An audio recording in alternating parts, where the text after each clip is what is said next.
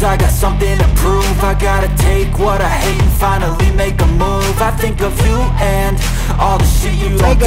Well, I'm Kamusta mga kalayas? Weekend na naman. Nandito tayo ngayon sa bayan ng Pililla sa Rizal, na kung saan pinuntahan natin ang windmill farm na bibihira ang nakakaalam. Dahil dito, tayo dumaan sa tinatawag nilang backdoor na madalas na tinuturo ni Google Map ay bandang Baras Rizal pa ang daan nito. Ang papasukan natin ay Marigalaki Road. Ngayon ay pwede ng daanan ng mga 4 wheels. Meron pa kasi itong maliit na bahaging putol na hindi pa sementado. So tara, samahan nyo kaming mag-road trip dito.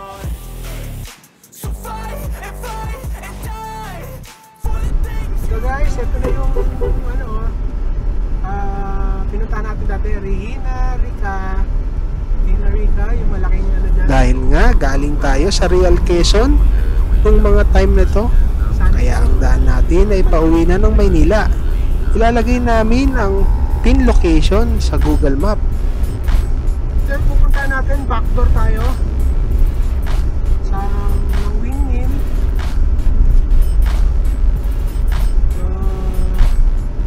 May kakaliwaan dito.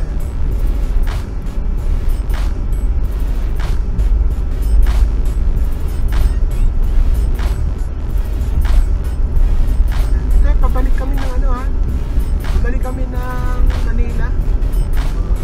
Ano na tayo? Galing tayo ng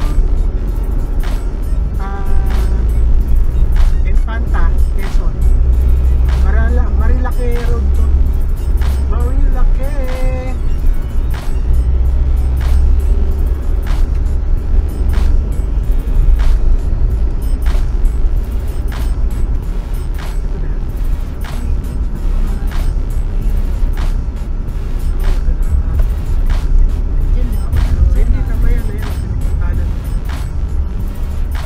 Ito nga pala ang landmark dito na kung saan kayo kakanan kung galing kayo ng Maynila.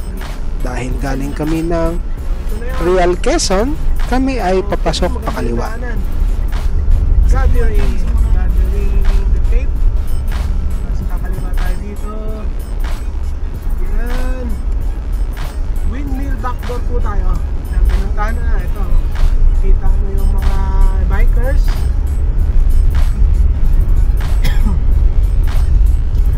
Maganda yung daanan. Sana maganda rin. Ang daanan dito ay bibihirang daanan ng sasakyan. Kaya ay kaunting kaluwagan ang takbo nyo rito.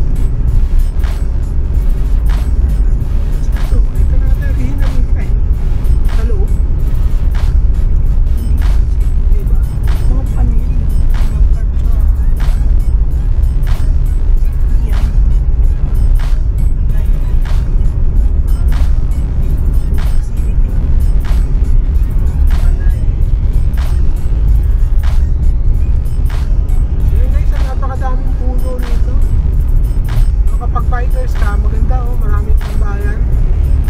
Sa meron ka lang dalang merienda at pagkain, tubig. Yan.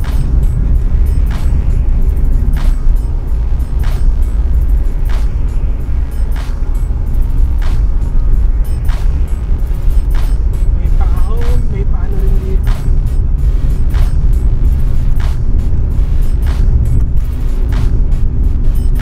Shoutout nga po pala sa mga nakasabay naming bikers na talaga namang nasa listahan nyo na rin pala itong daanan na to, na talaga namang napakaganda ng mga view dito.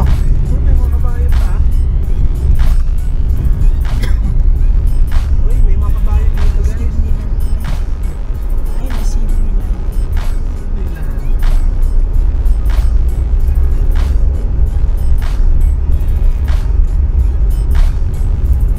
Ito yung backdoor ha. Ang pupuntahan natin is windmill.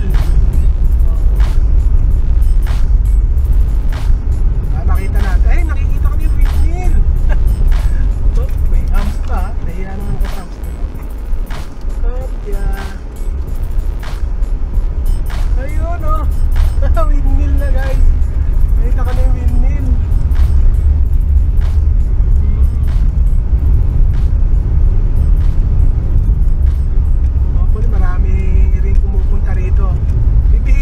Nakakaalam kasi kadalasan pinupuntahan nila pagka nag-search ka sa Google is yung mismo tuturuan niya dun sa harapan. So tayo backdoor, pagkakalam ko sa ngayon wala pang naniningil, pero pag nakita na ng mga barangay ito sigurado kakaroon na naman ng environmental fee. Yan, lalo na mga riders. Kaya siyempre para hindi na mapabayaan dahil mag-iipon ng basura, pero sana naman maging fair din. Dapat mga 10 pesos lang, ganyan. Huwag naman yung sino ng mga 50, medyo mabigat yun sa isang tao. Kung 10-10 okay lang, oo, para dun sa maiipong kalat. Ito guys, medyo patirik ito kung ma-appreciate nyo rito sa video namin, matirik, pero hindi naman siya ganun katirik, no? Simple, kayang-kaya ng sedan. Ayan, ang dami oh. Ang dami ko na nakikita guys. Ang dami. Oh. Kumbaga ito yung daanan, mga sityo. Oh, ganda oh. Kasi kapag ginugil mo to, iano ka niya doon, galing ka ng Baras. Ito na. Meron ng ano rito.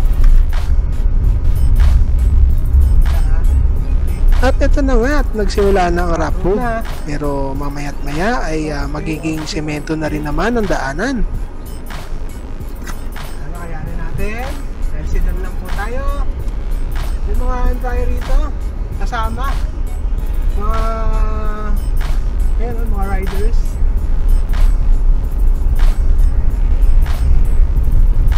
Pero sabi sa vlog, the vlogger, Jelpy, medyo inayos na raw yung kadugtong nito. So pag ganito naman, mukha namang adobe eh.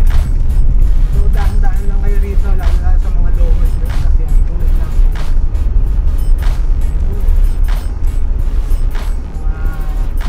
rats lang na malalalim. At lang din.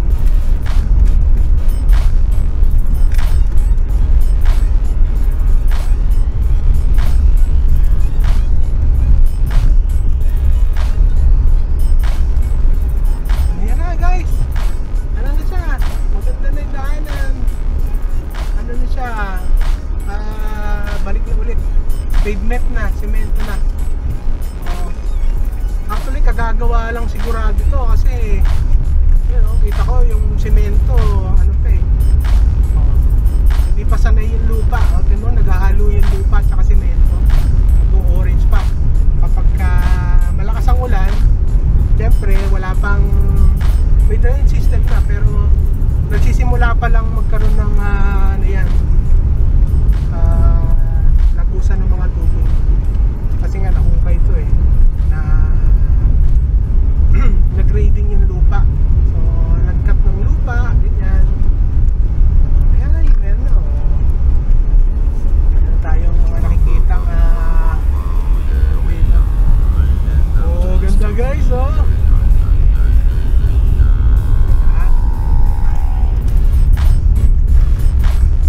pwede na magpalipad ng drone dito guys.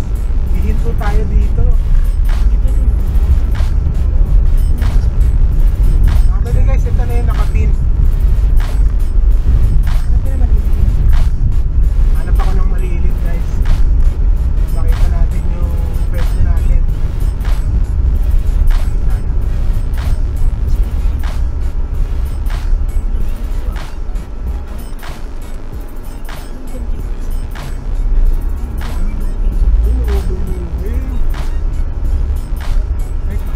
Sa lugar na ito ay mag-ingat kayo kung saan kayo pwedeng pumarada dahil may mga signal dito na hindi pwedeng pumarada dahil alanganin at curve itong daanan na to.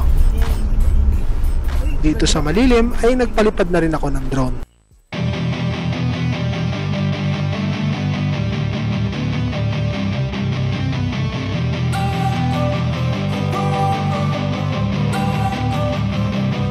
Don't wanna sleep in, cause I got something to prove. I gotta take what I hate and finally make a move. I think of you and all the shit.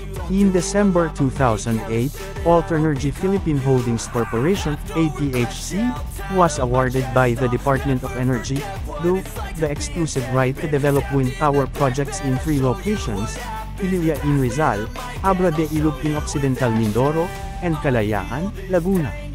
These locations were among those identified under the Philippine Wind Atlas as potential sites for wind farms due to good to excellent wind resources. APHC was subsequently awarded additional wind energy service contracts in 3 other locations in 2009. APHC is committed to implementing the wind projects if the wind measurements and site-specific studies demonstrate that the power plants are commercially viable. Phase 1 of this project is a wind farm in Barangay Halehean in Pililla, Rizal, Philippines. The wind farm is being undertaken by Alternergy Wind 1 Corporation. The total cost for the construction of the wind farm is $177.9 million United States dollars. The project consists of 27 wind turbine generators grouped into 3 clusters with an aggregate capacity of 54 megawatts MW. The said project, after completion, will interconnect the Marilcos Malaya Teresa 115 kV kV transmission line located just 10 kilometers from the project site. Phase 2 located in Pililla, Rizal and Mabitac, Laguna was not initially included by Alternergy Philippine Holdings Corporation, APHC, in the technical assistance from the Asian Development Bank. A minor change in the ADVTA implementation was approved in February 2013 to prioritize the development of the Pililla, Rizal wind farm site and expand the study to Pililla Stage 2, which covers the southern portion of the area, as initial findings showed certain limitations in wind resource and constructability in the Laguna and Occidental Mindoro sites. Construction of a wind power project in Abra de Ilog, Occidental Mindoro, in particular, is not feasible until either the National Grid Corporation of the Philippines, NGCP, or the Philippine government has installed a submarine cable connecting Mindoro and Luzon. Based on the initial findings, further studies on the Laguna and Mindoro sites were discontinued. Unutilized the budget for these sites was relocated instead to fund the study for Pililla Stage 2. The projected cost for Phase 2 is $7.056 billion and its planned output is 72 megawatts.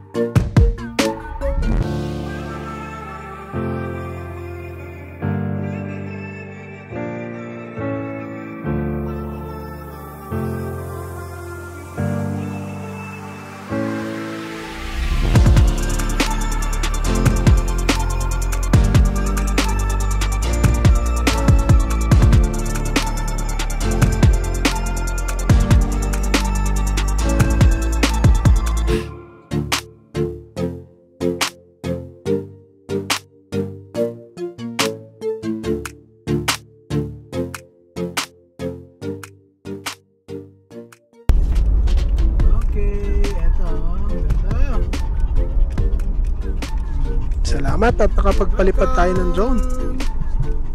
254 megawatt Pililla, Rizal Wind Farm. Ganda. Yan, okay naman. Sa bahaging ito na ating dinaanan ay nakakalapit ka ng gusto doon sa ibang lugar na kung saan ay may entrance. Ang alam ko ay restricted din ang pagpapalipad ng drone. Tayo kasi hihigutin tayo niyan. Puro nasa likod lang yung ating kuha. So magti 360 tayo, tingnan natin, mami.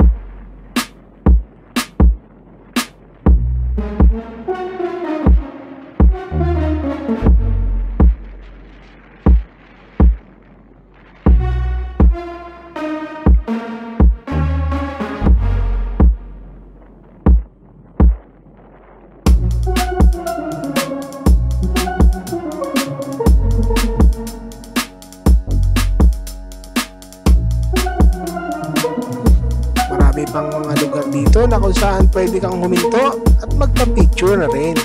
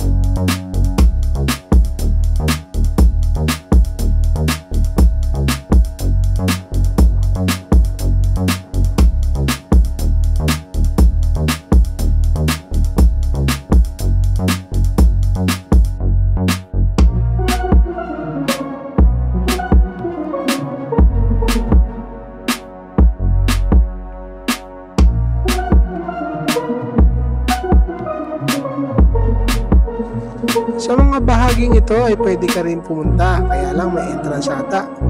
Pero dahil napuntahan na namin to dati, hindi na kami pumunta at tuminto pa dito.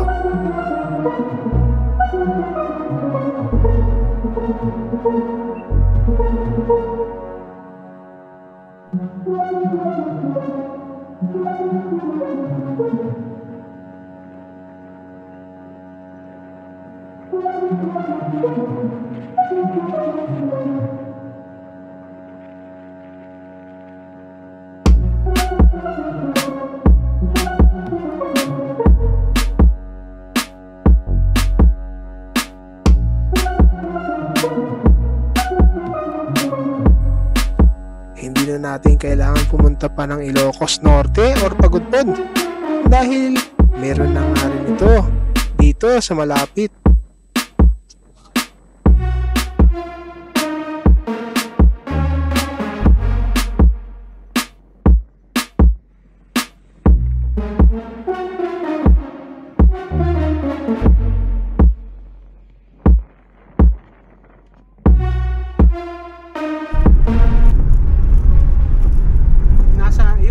Nasa likod, kumbaga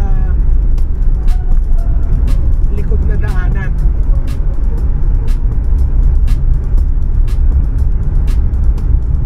Yun, meron pang mga iba. Dami Alternergy.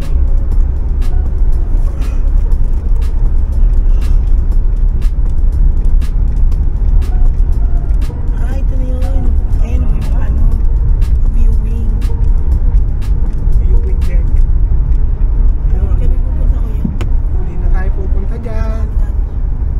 Yan na yung kasi nakita na rin natin yan eh.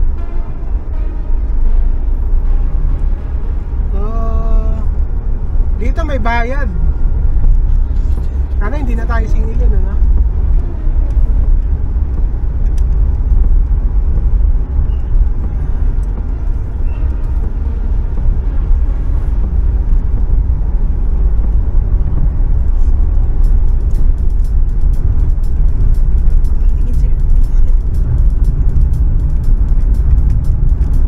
Umaga pa. Titingnan natin kung ano pa yung pwede natin mapuntahan dito. Uy. Wind Caves.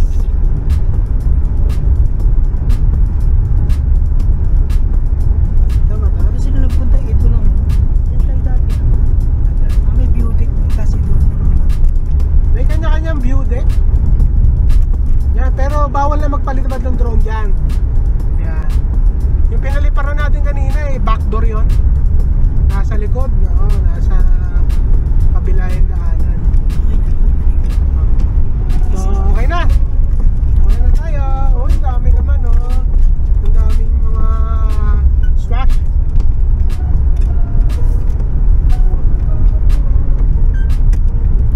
Hanggang dito na lang mga kalayas. Sana ay puntahan nyo rin ang aming napuntahan. Ano bang road na to? Yung tumbok natin? Manila East. Hindi. Ano? Manila East Road. Manila East Road na yung tumbok ng ng ating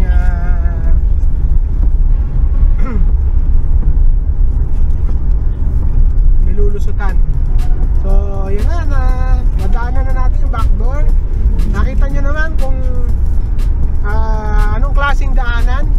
Very easy sa sedan, pero wag na, hindi naman siguro mahirap daanan. Ito yung dati Ito na nga yung dati. Ito yung dati na hindi nagpapasok. Ngayon nagpapasok na. Yun. Ito na yung entrance. Kapag nag-waste ka at hindi mo alam yung backdoor, dito ka dadaan. Dito ka ituturo ni Waze. Tayo backdoor. Backdoor tayo. So, ito na yung main road. Nakadalasang tinuturo ni Waze at saka ni Google Map. Yun, galing tayo ng backdoor.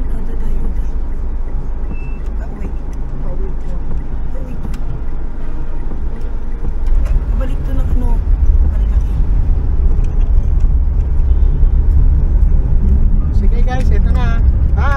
Minsan na din bang napuntahan namin ang inyong lugar, probinsya o ang inyong bayan? Kung hindi pa, samahan nyo kami na tuklasin ang magagandang lugar na sariling atin, dulo pa yan o sulok ng Pilipinas, ating bisitahin. Madami-dami na din kaming napuntahang mga pasyalan at sigurado kaming hindi mauubos, at lalo pang nadaragdagan ang mga tourist spot, attraction, campsites, at mga historical places. Halina, mag-relax, at samahan nyo kami at panuurin ang panibagong episode ngayong week na ito. Kami nga pala ang Team Layasero, ang mahilig maglayas at mag-adventure.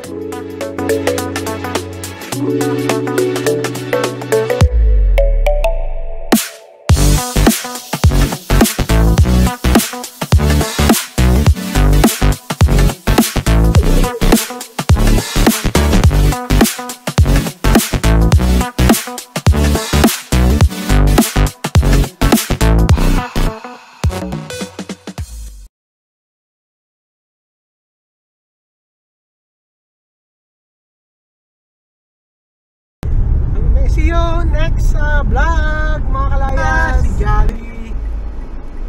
Ano ba yun? Yung drive-thru?